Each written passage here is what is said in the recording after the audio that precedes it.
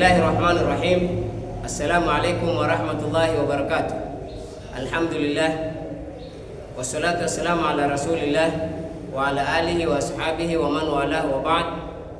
Usikum wa nafsi bitaqwallah faqad faza almuttaqun.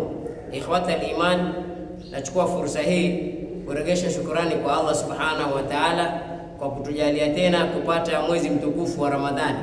Ni wengi walikuwa na hamu wapate mwezi kama huu, lakini kwa taufiki ya Allah hakuwafikia, wametangulia barzakh kuelekea kwa Allah subhanahu wa ta'ala. Na sisi Allah subhanahu wa ta'ala ametuafikia kupata mwezi mtukufu wa Ramadhani. Kwa nasaha yangu ya leo ni kwamba kila ambaye kwamba anajijua kama mimi ni Muislamu, basi ni wajibu kwake kama alivyotuambia Allah subhanahu wa ta'ala, faman shahida minkum shahra falyasumhu, ni wajibu kwake kufunga kwa vile amepata ushahidi na yakini ya kwamba mwezi umekwenda kuonekana.